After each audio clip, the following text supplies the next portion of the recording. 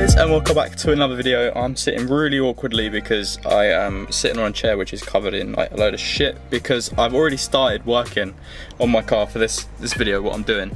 You already know what it is because you've seen it in the title, but because it's such a pain in the ass, I've spent probably the last hour, maybe hour and a half trying to find where to put the actual boost, like the vacuum line, and then when I found where to put it, it wasn't then long enough to reach up to my side pillar, so I'll show you now. But today, as just said, we are installing a boost gauge onto a Mk4 1.8 turbo. So I'll show you what I've done so far. So to start this off, you've got to take the glove box out, and then once you take the glove box out, you can then, this is also a good place to put your sub amp wire thing. There's a little grommet all the way up there, you can probably see that. And I haven't actually put the grommet back through properly, but I'm hoping that it's going to be okay. I'm just saying this first of all because this is like the hardest part. You'll probably get cuts and bruises. I've grazed all of my arm. I don't know how well you can see that on that. But anyway, so you've got to take this clip out, and then you can undo that, pop that open. Once you've threaded it through, you can then do it down there, and then it comes out. Well, I mean, I've kind of lost it now because it fell to the floor. But it comes out, there it is. And then you're going to want to not cut it, but yeah, actually cut it into here, into this little wire here. I think anyway, and I hope so. And if we mess up, then we all mess up together. So what I'm going to attempt to do now is cut into that wire and pray to God that it doesn't kill my car.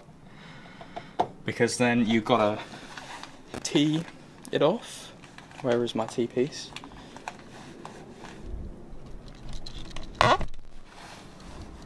Here is my T-piece. So you got to tee all this thing off. Is it going to focus? Into there, and then you can run the vacuum line off of this one. So hopefully that makes some sort of sense.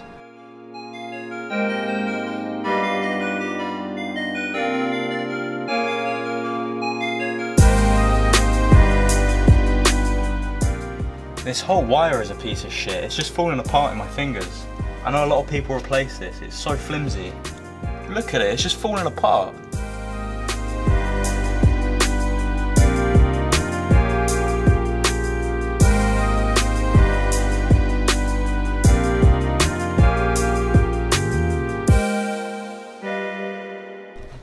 Alright, so once you spent 5 minutes trying to just get those on, it should look something like that. Hopefully I've done that right. So now you need to just get some zip ties and the zip tie all together. Okay, so it's all zip tied up. I'm obviously going to cut them in a second. Pretty messy, like it looks really messy. That whole wire is like falling apart. And obviously you can get black zip ties if you want to be a bit more discreet, but I mean my engine isn't exactly anything to show off, so I really don't care. Once we go back inside the car, this was the old one that doesn't actually fit, that wasn't long enough, so I don't need that. But we need this one. If you get one of the wires in the box, it's probably not going to be long enough for this way. I know there are other ways or other places to thread it through, but I honestly don't know where they are. So go to your local hardware store, and especially if you know the guy, you'll get it for free. I didn't even have to pay, so what a bargain that was. Another half hour later and we have progressed slightly. So you can kind of see that no, you can't actually see it at all, but the tubing now, so it comes out of there, goes through there, and then it runs along the top there, and you can zip tie it in some places. You see I've done that already. Runs all the way out to here, and then you can tuck it in all the way up, and then that is where the gauge is going to be. For a boost gauge, you're going to need the pillar pod, the actual gauge, and that's kind of it. And the tubing and the T-piece, and then that's it. Hopefully everything else comes with it. Okay, so it's kind of a moment of truth time. I've wired it, well, I've wired the boost gauge, the vacuum pipe, like that, into the gauge, and it's going to sit up there. Oh my god, I'm honestly, let's just okay, just sit up there, just, okay, there we go. Once more around to make sure, right, that zip tie is on the gauge. Let's go around this side. It's hooked up through there, comes out this side, goes through there, down there, and it links up right there, and that's all still attached. But it's this bit that I'm worried about, because look how shitty and tacky that is, but hopefully it doesn't fall apart. So I'm going to turn it on before I like properly connect it and wire it all up and everything. Hopefully it actually says what it says. Okay, here we go.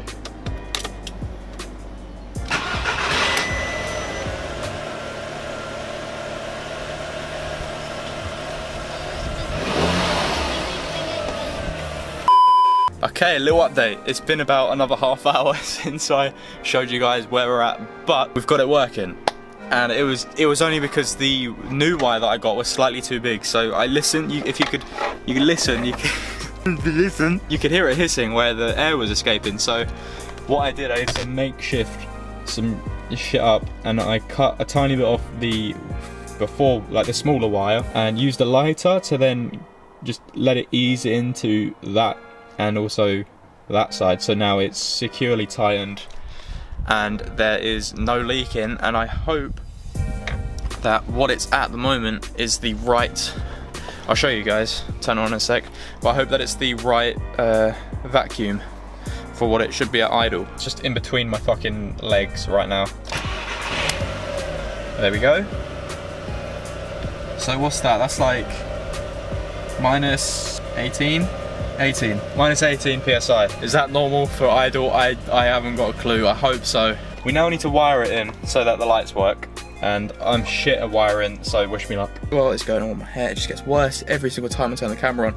Next step is to disconnect the battery and then wire all up.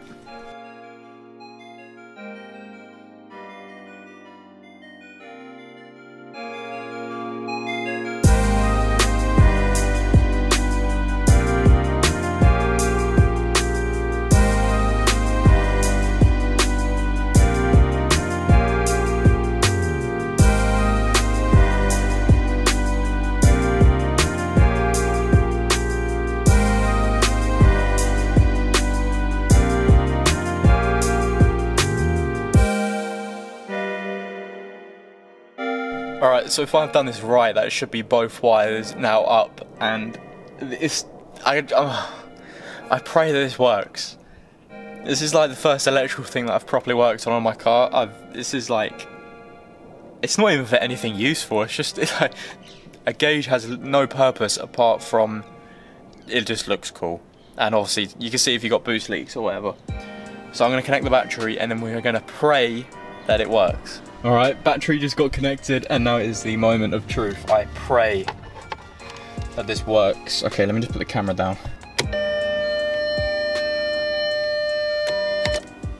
I can't actually see because it's so light.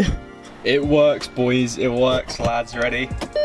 Oh, it turns on and off. And it dims when I dim the thing. And that's really annoying, so I'm not going to do that. I actually did it. Oh, I'm well proud of myself.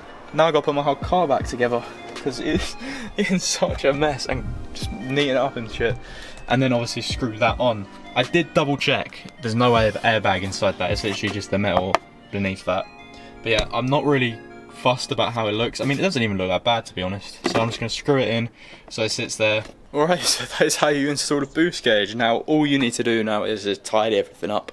I managed to just put that back on, but I mean, that is a mess. So we've got to cut all those and then put all of the things back on, all of the covers back on, and then just tidy all your shit up. And then obviously put that back on. Glove box, that's the word. And tidy up all the mess that you made. You will also need to screw it on, because I haven't actually screwed it on yet. But yeah, I'll do that after. This is the test. I mean, it should, I read up on it, and it should be idling at -20, I think. I mean, it's on -19, so that's close enough. Not quite sure what the peak boost, I think it's like, for a stock 1.8T, it should be, I think it's like 8 or 9, and then it rests on 7 when it gets to like the max. So we'll go down the dual carriageway and see what it does. Okay, here we go.